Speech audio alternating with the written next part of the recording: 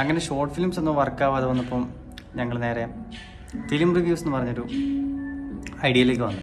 അതിലും കുറേ terms and conditions ഒക്കെ ഉണ്ട്. അതായത് ഞങ്ങൾ പുതിയ ഫിലിംസ് ഒന്നും റിവ്യൂ ചെയ്യില്ല. അതായത് ഞങ്ങളുടെ ഒരു കൺസെപ്റ്റ് വെച്ചിട്ട് നമ്മൾ കാണാത്ത എല്ലാ സിനിമയും നമുക്ക് പുതിയ സിനിമയാണ്. അപ്പം ഒരു തരത്തിലും നമ്മൾ അതിൻ്റെ ഒരു കഥ മനസ്സിലാവുന്ന രീതിയിൽ ഒരാൾക്ക് പറയാൻ പാടില്ല, അങ്ങനെ ഒരു കൺസെപ്റ്റാണ്. അപ്പോൾ അതുകൊണ്ട് പഴയ സിനിമകൾ ഒരു സജഷൻ പോലെ അത് അർഹിക്കുന്ന ഓഡിയൻസ്, അതായത് നമ്മൾ ഓരോരുത്തരും ഇഷ്ടപ്പെടുന്ന ഓരോരോ രീതിയിലുള്ള കഥകളായിരിക്കും. അത് ഇഷ്ടപ്പെടുന്ന രീതിയിലേക്ക് അത് കഥയിൽ എന്താണ് ഉദ്ദേശിക്കുന്നതെന്ന് പറഞ്ഞ് മാത്രം ചെയ്യാനൊരു ഒരു ചാനൽ. അങ്ങനെ അതിനുവേണ്ടി ഞങ്ങൾ ഒരുപാട് വർക്ക് ചെയ്തിട്ട് ഒരുപാട് സിനിമകൾ കണ്ടെത്തിയിട്ട് അത് കഥയിൽ നിന്ന് മനസ്സിലാവാത്ത ഇത് എഴുതി. പക്ഷെ അവിടെ ഞങ്ങൾ ചോദിച്ചത് ഞങ്ങളുടെ ഫോണാണ്.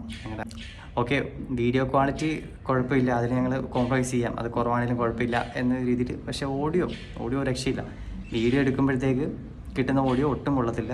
പിന്നെ ഞങ്ങൾ സെപ്പറേറ്റ് റെക്കോർഡ് ചെയ്ത് നോക്കി, പക്ഷെ അത് അത്രയും കൂടെ പറ്റണില്ല.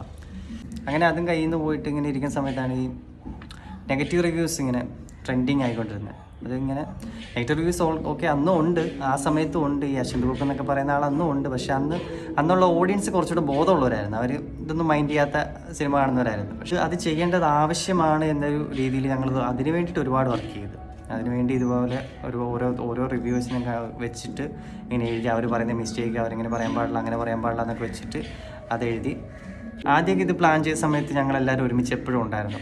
ആ സമയത്ത് നമുക്ക് എന്തും ചെയ്യാൻ പറ്റുമായിരുന്നു. പക്ഷേ അന്ന് ഞങ്ങൾക്ക് സാധനങ്ങളൊന്നും ഉണ്ടായില്ല. ഇപ്പം ചെയ്യാൻ പറ്റുന്ന എല്ലാം കയ്യിലുണ്ട്, പക്ഷേ സമയമില്ല. ഞങ്ങൾ ഒരുമിച്ച് വരെ മീറ്റ് ചെയ്യുന്ന സമയം വരെ വളരെ കുറവായിപ്പോയി. ഇപ്പം ഞാൻ നാട്ടിൽ ചെല്ലുമ്പോഴാണെങ്കിലും അവർക്ക് എന്തെങ്കിലും പരിപാടി ഉണ്ടാവും. ഇപ്പം സൺഡേ ഹോളിഡേ ഒക്കെ ആയിരിക്കും ഞാൻ അവിടെ ചെല്ലുന്നത്. ഞങ്ങൾ ചിലപ്പോൾ മീറ്റ് ചെയ്യുന്നത് ചിലപ്പോൾ ഒരു നൈറ്റ് ആയിരിക്കും. ആ സമയത്ത് ഞങ്ങളിങ്ങനെ ഒരു ഡിസ്കഷനൊക്കെ കഴിഞ്ഞിട്ട് ഇതിനെ പറ്റിയൊക്കെ പ്ലാൻ ചെയ്തിട്ട് കഴിയുമ്പോഴത്തേക്ക് ഒന്നും ഷൂട്ട് ചെയ്യാൻ പറ്റത്തില്ല. അങ്ങനെ അതും നിന്നുപോയി. പക്ഷെ ഇപ്പോൾ എനിക്ക് തോന്നുന്നുണ്ട് ഇപ്പോഴും ആ ഒരു ഫയർ എൻ്റെ ഉള്ളിൽ ഇപ്പോഴും ഉണ്ട്.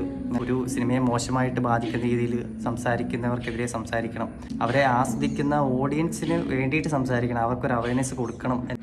അതായത് ഈ നെഗറ്റീവ് റിവ്യൂസ് കൊണ്ട് മാത്രം ഓഡിയൻസിലേക്ക് എത്താതെ പോയിട്ടുള്ള ഒരുപാട് സിനിമകളുണ്ട്. റീസെൻ്റ് ആയിട്ട് തന്നെ ഒരുപാട് സിനിമകൾ വന്നിട്ടുണ്ട്.